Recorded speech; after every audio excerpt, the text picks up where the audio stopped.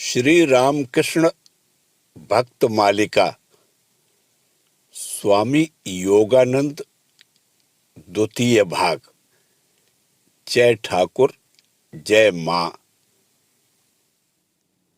एक दिन कलकत्ते से ठाकुर के पास दक्षिणेश्वर आने के लिए योगीन अन्य यात्रियों के साथ नाव में चढ़े। इस बात का पता लगने पर सहयात्रियों में से एक व्यक्ति बोलने लगा, यह एक ढोंग है और क्या। अच्छा खाते पीते हैं, गद्दी पर सोते हैं और धर्म का नाटक करके तमाम स्कूली लड़कों का दिमाग खराब कर रहे हैं इत्यादि। यह बात सुनकर योगीन बड़े दुखी हुए, परंतु स्वभाव के बड़े शांत होने के कारण किसी बात का प्रतिवाद न कर चुपचाप बैठे रहे। उन्होंने सोचा कि ठाकुर को न समझ पाने के फलस्वरूप उनके बारे में दुनिया के कितने ही अज्ञानी व्यक्ति कितनी ही बातें सोचते हैं। इससे ठाकुर जैसे महान व्यक्ति का भला क्या बनता बिगड़ता है। काली मंदिर पहुंचने के बाद बातचीत के प्रसंग में उन्होंने ठाकुर के समक्ष यह घटना बताई। उन्होंने सोचा था कि ठाकुर इन बातों पर कोई विशेष ध्यान नहीं देंगे, परंतु हुआ उल्टा ही। वे बोले, उसने अकारण मेरी निंदा की और तू चुपचाप सुनाया। शास्त्र में क्या लिखा है पता है? गुरु निंदा करने वाले का सिर काट डालना या फिर वह जगह छोड़ देना। तूने मिथ्या प्रचार का जरा भी प्रतिवाद नहीं किया, परंतु यह सोचना गलत होगा कि ठाकुर सचमुच ही योगीन को दूसरों के साथ विषयों पर विवाद करने को उकसा रहे थे। वे तो मात्र उसके मन की एक दुर्बलता की ओर ध्यानाकर्षण कर रहे थे। ऐसी ही एक अन्य परिस्थिति में ठाकुर का व्यवहार देखने पर यह बात स्पष्ट हो जाएगी। दक्षिणेश्वर की एक बदनाम स्त्री काली मंदिर के घाट पर स्नान करके लौटते समय रास्ते में ही दूर से ठाकुर को प्रणाम किया करती थी और कभी कभी दो चार बातें भी करती थी।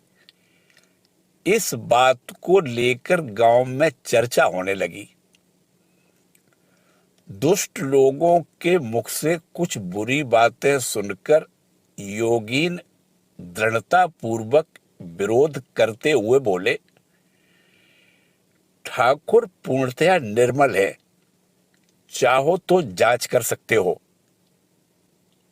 एक व्यक्ति ने ऐसा ही किया और बाद में मित्रों से कहा, तुम लोगों के चक्कर में पड़कर आज मुझे अपमानित होना पड़ा।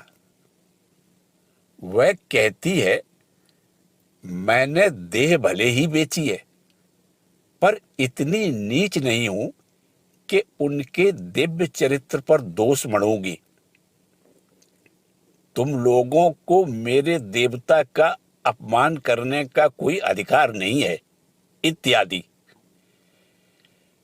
योगीन से यह विवरण सुनकर ठाकुर बोले, कितने फालतू लोग कितनी ही बेतुकी बातें करते रहते हैं।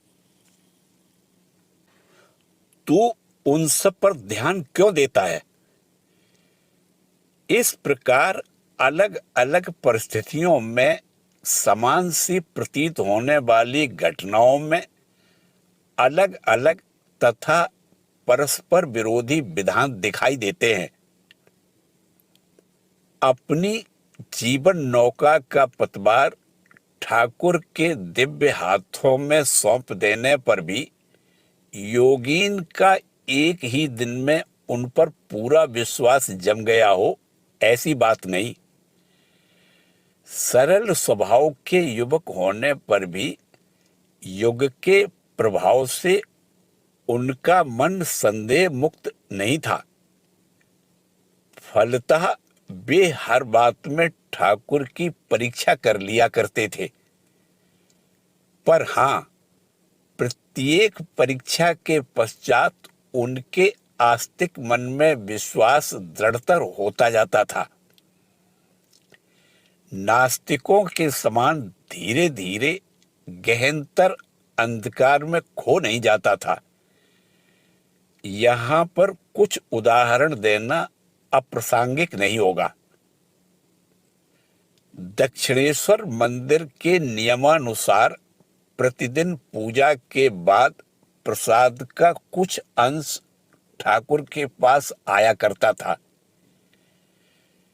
एक बार फलहारिणी काली पूजा के दूसरे दिन सवेरे लगभग 8-9 बजे ठाकुर ने देखा कि उनके कमरे में जो प्रसादी फल मूल आदि पहुंचाने की व्यवस्था है सो अभी तक नहीं पहुंचा है। काली मंदिर के पुजारी अपने भतीजे रामलाल को बुलाकर कारण पूछा तो वे भी कुछ नहीं बतला सके। उन्होंने कहा, सारा प्रसाद दफ्तर में खजांची के पास यथावत भेजा जा चुका है। वहां से सभी को जिसके लिए जैसा निर्दिष्ट है वितरित हो रहा है, परंतु यहां अर्थात ठाकुर के लिए अब तक क्यों नहीं आया, कह नहीं सकता। रामलाल दादा की बातें सुनकर ठाकुर कुछ व्यग्र तथा चिंतित से हो गए। दफ्तर से अभी तक प्रसाद क्यों नहीं आया? सभी से इस बात को पूछने तथा इसकी चर्चा करने लगे। इस प्रकार थोड़ी देर तक प्रतीक्षा करने के बाद भी जब उन्होंने देखा कि प्रसाद नहीं आया है तो चप्पल पहनकर स्वयं ही खजांची के पास पहुंचे। कहा, क्यों जी? अपने कमरे की ओर संकेत करते हुए बोले, उस कमरे के लिए निर्धारित प्रसाद अब तक क्यों नहीं आया? भूल तो नहीं गए? इतने दिनों का पुराना बंदोबस्त है, अब भूल से बंद हो जाए, यह तो बड़ी अनुचित बात है। खजांची कुछ लज्जित से होकर बोले, अभी तक आपके यहां नहीं पहुंचा? बड़ी अनुचित बात है, मैं अभी भिजवा देता हूं। अल्प वयस्क होने पर भी योगी में वंश गौरव का भाव प्रबल था। वे काली मंदिर के खजांची आदि को शायद मनुष्य तक नहीं गिनते थे। अतः थोड़े से प्रसाद के लिए ठाकुर की इस तरह दौड़ धूप उन्हें अच्छी नहीं लगी। फिर जब उन्हें स्मरण आया कि ठाकुर तो पेट के मरीज हैं, ये सब चीजें कुछ खा भी नहीं सकेंगे, तो वे इस निर्णय पर पहुंचे, समझ गया चाहे ठाकुर हों या कोई कितने ही बड़े व्यक्ति, वंशगत स्वभाव अपनी ओर खींचता ही है। वंश परंपरा से चावल केले का सीधा बांधने वाले पुजारी ब्राह्मण के घर में जन्म हुआ है, सो थोड़ा बहुत तो वंश का गुण रहेगा ही। इसके सिवा और क्या? ऐसा विचार कर वे बैठे हुए थे कि उसी समय ठाकुर लौटे और उनसे कहने लगे, जानते हो, रासमणी इतनी संपत्ति इसलिए दे गई है कि देवता का भोग होने के उपरांत साधु संत और भक्तों को प्रसाद मिले। यहाँ पर जो प्रसादी वस्तुएं आती हैं उन्हें भक्त लोग ही पाते हैं। ईश्वर को जानने के लिए जो लोग यहाँ आते हैं वे ही पाते हैं। इससे रासमणी ने जिस उद्देश्य से दिया है वह सफल होता है,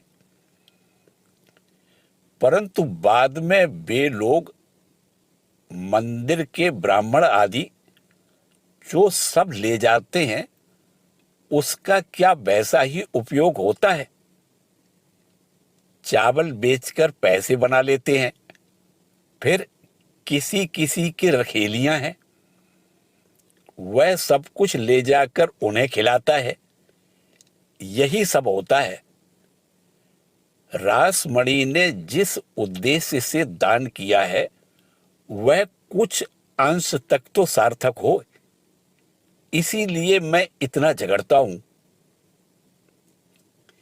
इतनी सी घटना में इतना अर्थ? मुग्ध होकर योगीन महाराज सोचने लगे, ठाकुर को समझना कठिन है। दक्षिणेश्वर में एक बार और भी ठाकुर के उपदेश की उपयोगिता के बारे में योगीन के मन में भारी अविश्वास उत्पन्न हुआ, किंतु ठाकुर की कृपा से ही वह दूर भी हो गया। लीला प्रसंग की भाषा में वह घटना इस प्रकार है। स्वामी योगानंद की तरह इंद्रिय जित पुरुष बिरले ही देखने में आते हैं। उन्होंने दक्षिणेश्वर में ठाकुर से एक दिन वही प्रश्न किया था।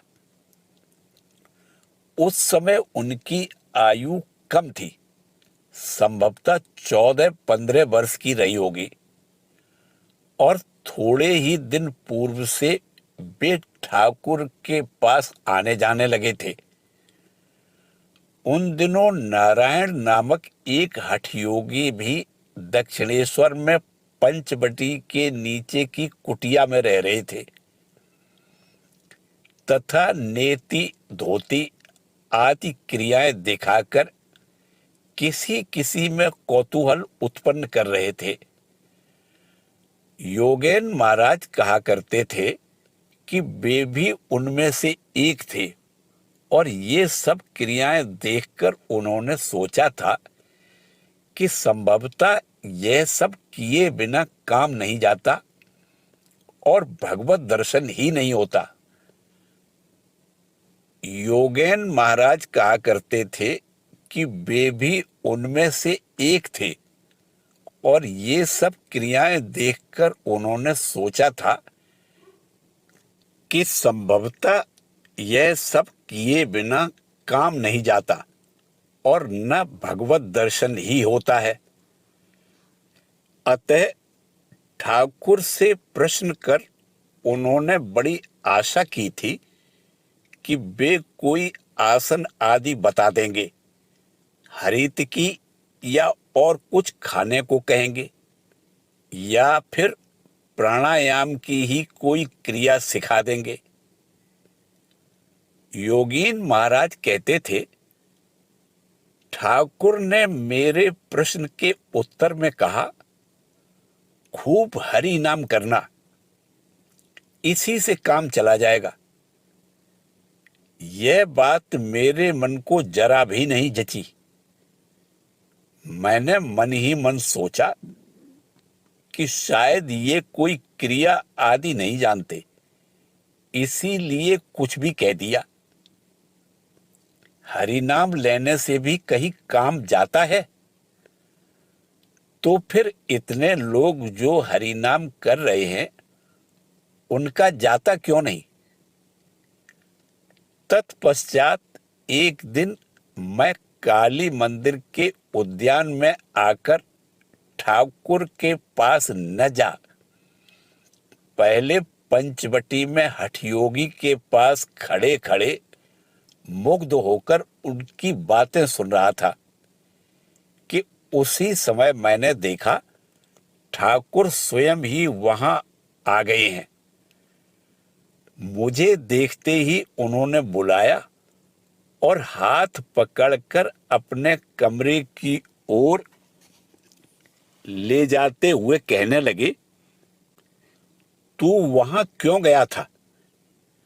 वहां मत जाना। वह सब हठयोग की क्रियाएं सीखने और करने पर मन शरीर पर ही लगा रहेगा, भगवान की ओर नहीं जाएगा। परंतु ठाकुर की बात सुनकर मैंने सोचा, कहीं मैं उनके पास आना बंद न कर दूं, इसीलिए यह सब कह रहे हैं। मेरी शुरू से ही अपने बारे में ऐसी धारणा थी कि मैं बड़ा बुद्धिमान हूं, इसलिए बुद्धि को दौड़ाते हुए मैं ऐसा सब सोचने लगा। फिर मेरे मन में आया, वे जो कह रहे हैं उसे करके ही क्यों न देखूं कि क्या होता है। यह सोचकर मैं निष्ठापूर्वक खूब हरि नाम जपने लगा और वास्तव में थोड़े ही दिनों में ठाकुर ने जैसा कहा था वैसा प्रत्यक्ष फल पाने लगा। योगीन का संदेह केवल ठाकुर के उपदेशों या लोक व्यवहार तक ही सीमित नहीं था। एक बार तो उन्हें उनके चरित्र पर भी संदेह हुआ था। उस दिन वे ठाकुर की अनुमति से काली मंदिर में ही रात को ठहरे थे। विविध प्रकार के ईश्वरीय प्रसंग में रात के करीब 10 बज गए। भोजन करके दोनों एक ही कमरे में सोए। आधी रात को अचानक नींद खुल जाने पर उन्होंने देखा कि ठाकुर कमरे में नहीं है, दरवाजा खुला पड़ा है। संभव है वे बाहर टहल रहे हों। यह सोचकर योगीन उनकी तलाश में बाहर आए। एक तो आधी रात का समय, फिर निर्जन स्थान। स्निग्ध चांदनी छिटककर चारों दिशाओं को आलोकित कर रही थी, फिर भी ठाकुर कहीं दिखाई नहीं पड़े। अब योगीन के मन में संदेह उत्पन्न हुआ, तो फिर क्या वे पत्नी के पास शयन करने गए हैं? तो क्या वे भी मन मुख से एक नहीं है? इस प्रसंग में उन्होंने बाद में कहा था, इस विचार के उठते ही मेरे मन में संदेह, भय आदि अनेक भावों ने एक साथ उदित होकर मुझे अभिभूत कर डाला। बाद में मैंने निश्चय किया कि भले ही यह घटना अत्यंत कठोर और रुचि विरुद्ध हो, पर सत्य का पता लगाना ही होगा। बाद में निकट के एक स्थान पर खड़ा होकर मैं नौबत खाने के द्वार की ओर टकटकी लगाए ताकता रहा। थोड़ी ही देर बाद पंचवटी की ओर से पादुका की ध्वनि सुनाई पड़ी और देखते ही देखते ठाकुर आकर सामने खड़े हो गए। मुझे देखकर वे बोले, क्यों रे, तू यहां क्यों खड़ा है? उन पर मिथ्या संदेह करने के कारण मैं लज्जा और भय से सहमकर सिर नीचा किए खड़ा रहा। उस प्रश्न का कोई उत्तर नहीं दे सका। ठाकुर मेरा चेहरा देखते ही सारी बात समझ गए और मेरा दोष न मानकर आश्वासन देते हुए बोले, ठीक है, ठीक है, साधु को दिन में देखना, रात में देखना, तभी विश्वास करना। ठाकुर परीक्षा में खरे उतरे और उस दिन उसी समय एक अलौकिक दृश्य देखने के फलस्वरूप योगीन के मन से भी संदेह का पर्दा सदैव के लिए उठ गया तथा उसके स्थान पर अटल श्रद्धा एवं तीव्र प्रेम का उदय हुआ। ठाकुर जब पंचवटी की ओर लौट रहे थे तब योगीन की दृष्टि सहसा नौबत खाने के ऊपर की ओर गई। उन्होंने चंद्र प्रकाश में देखा माताजी समाधि मग्न बैठी हुई हैं। उस समय उन्हें ऐसी अनुभूति हुई कि मां साधारण मानवी नहीं है। संभवतः उसी दिन से योगीन सच्चे मातृ भक्त हो गए और ठाकुर के देह त्याग के पश्चात इसी भक्ति से प्रेरित हो अपना अधिकांश जीवन मातृ सेवा में ही नियोजित किया। दक्षिणेश्वर के पश्चात हम योगीन को पुनः काशीपुर में देखते हैं। गुरुगत प्राण योगीन उस समय अपनी देह को भूलकर ठाकुर की सेवा में मगन थे, परंतु शरीर का भी तो अपना एक धर्म है, अतः वे शीघ्र ही बीमार पड़ गए। इस पर ठाकुर ने अत्यंत दुखपूर्वक कहा, सेवा में त्रुटि न हो इसलिए तुम लोग अपने स्वास्थ्य की ओर ध्यान नहीं दे रहे हो, पर तुम लोगों का स्वास्थ्य यदि बिगड़ जाए तो मेरी देखभाल कौन करेगा? बच्चों, तुम लोग इतनी देरी से खाना पीना मत करो। उसके बाद से ठाकुर किसी को भी असमय खाने नहीं देते थे।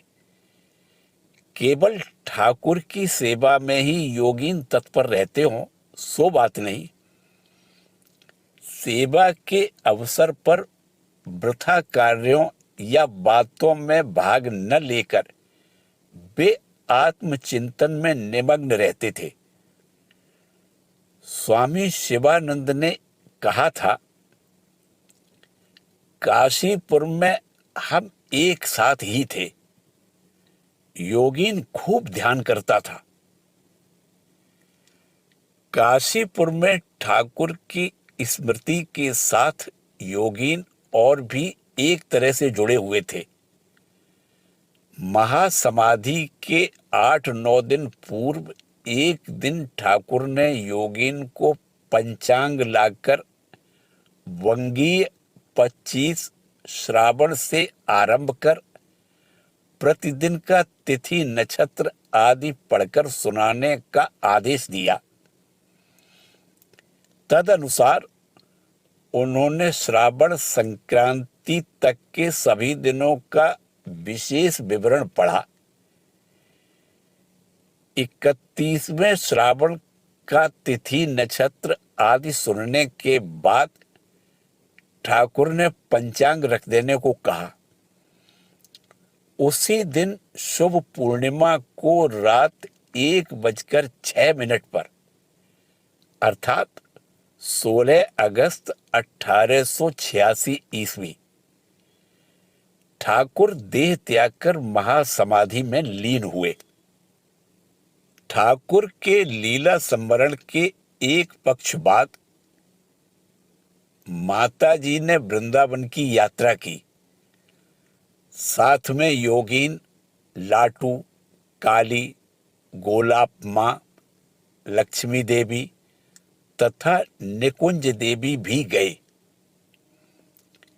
मार्ग में बैद्यनाथ, काशी और अयोध्या के दर्शन करते हुए ये वृंदावन में काला बाबू के कुंज में पहुंचे। रास्ते में योगीन को जोर का बुखार आ गया। जब तक उन्हें चेतना थी वे यही चिंता कर रहे थे कि वृंदावन में इन लोगों को कैसे उतारूं। इसी समय उन्होंने देखा कि ठाकुर स्थिर बैठे हैं और निकट ही विकट आकृति वाला ज्वरासुर खड़ा है। वह कह रहा था, तुझे देख लिया होता, पर जा, तेरे गुरु परमहंसदेव के कारण कुछ नहीं कर सका। तुझे अभी छोड़ देना पड़ रहा है। खैर, जाने दो। इसे लाल वस्त्र पहनी हुई एक नारी मूर्ति की ओर दिखाते हुए बोले, रसगुल्ला खिला देना। प्रातःकाल होते होते बुखार का नाम तक नहीं रहा। बाद में जयपुर के मंदिरों में दर्शन करते समय एक मंदिर में वही मूर्ति देखकर योगीन ने सारी बातें योगीन मां को बताई। भाग्यवश निकट ही रसगुल्ले की एक दुकान थी। देवी को भोग चढ़ाया गया।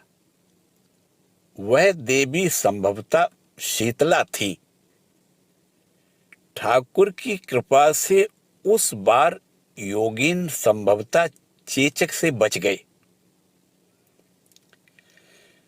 वृंदावन में ठाकुर ने योगीन महाराज को एक विशेष इष्ट मंत्र की दीक्षा देने के लिए माता जी को आदेश दिया था। तब तक उन्होंने किसी को भी दीक्षा नहीं दी थी और यहाँ तक कि ठाकुर के 2-3 संतानों के अतिरिक्त अन्य किसी के साथ वे बोलती तक नहीं थी। इसलिए पहले तो वे उस आदेश को मन का भ्रम समझकर चुप रहीं, परंतु लगातार 3 दिन यही आदेश मिलता रहा। अतः उन्होंने योगीन से पूछा। पूछने पर पता चला कि ठाकुर ने उन्हें कोई मंत्र देने की इच्छा प्रकट की थी, परंतु बिना कुछ दिए ही अंतर्धान हो गए। फिर उन्होंने कहा कि माता जी की तरह उन्हें भी मंत्र लेने का आदेश मिला है। फिर एक दिन मां ने पूजा करते समय भावावेश में उन्हें बुलाकर दीक्षा दी और इस प्रकार ठाकुर के आदेश का पालन किया। 1 महीने तक वृंदावन में रहने के बाद निकुंज देवी को मलेरिया हुआ और वे काली महाराज के साथ कलकत्ता लौट आईं। कुछ महीने बाद लाटू महाराज भी कलकत्ता लौट आए। अतः अब से माता जी की सेवा का पूरा उत्तरदायित्व योगीन महाराज पर ही आया। वृंदावन में माता जी ने 1 वर्ष तक निवास किया।